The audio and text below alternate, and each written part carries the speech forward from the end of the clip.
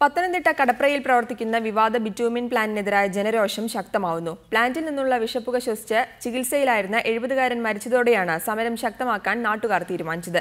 എന്നാൽ പ്ലാന്റിനെതിരായ സമരം 47 ദിവസം പിന്നിട്ടിട്ടും രാഷ്ട്രീയ പാർട്ടികൾ കരാറുകാരന് അനുകൂലമായ നിലപാടാണ് സ്വീകരിക്കുന്നത്.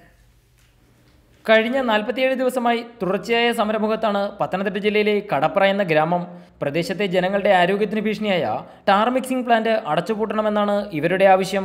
ജനവാസ മേഖലയിൽ നിന്ന് 500 മീറ്റർ ദൂരപരിധി പാലിക്കണമെന്ന അടിസ്ഥാന നിയമം പോലും ലംഘിച്ചാണ് ഇവിടെ പ്ലാന്റ് പ്രവർത്തിക്കുന്നത്.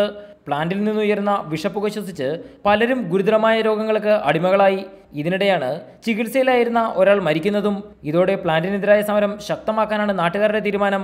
നീര്, ശരീരം ചൊറിഞ്ഞ് കാണിക്കുക, കണ്ണിന് സൂക്കാട്, പല അസുഖങ്ങൾ, വീട്ടിലുള്ളവരെല്ലാം അസുഖക്കാരായിട്ട് കിടന്ന് 4-5 പേരെ ഞങ്ങൾ ഈയിടെ ആശുപത്രിയിൽ അഭയം പ്രാപിച്ചു. ഒരാൾ ഇന്നലെ 9 മണിയായപ്പോൾ മരിച്ചു. ഒരാൾ IC കയറ്റി ഇപ്പോൾ കൊണ്ടുവന്നിട്ടുണ്ട്. അങ്ങ് പല ഇതിലായിട്ട് ഞങ്ങൾ കഴിഞ്ഞു. ഞങ്ങൾക്ക് എത്രയും വേഗം ഇതിനെന്തൊരു ഒരു പ്രതിവിധി നടത്തി ഞങ്ങളെ ഇതിനകത്ത് നിന്ന് ഒഴിവാക്കി ഞങ്ങളെ രക്ഷിക്കണമെന്ന് നിങ്ങളോട് അപേക്ഷയായി വീണ്ടും പറയുകയാണ്. ഹൈക്കോടതി വിധി പോലും ലംഘിച്ചാണ് പ്ലാന്റിന്റെ പ്രവർത്തനമെന്നും ആക്ഷേപമുണ്ട്. എന്നാൽ പഞ്ചായത്തും രാഷ്ട്രീയ പാർട്ടികളും ജനകീയ സമരത്തോട് മുഖം തിരിഞ്ഞു നിൽപ്പാണ്. കരാറുകാരൻ ഒഴുകുന്ന ലക്ഷങ്ങളാണ് ഉദ്യോഗസ്ഥരെയും രാഷ്ട്രീയക്കാരെയും നിശബ്ദരാക്കുന്നതെന്നാണ് നാട്ടുകാരുടെ അഭിപ്രായം. S. ശ്യാംകുമാർ, റിപ്പോർട്ടർ, പത്തനംതിട്ട.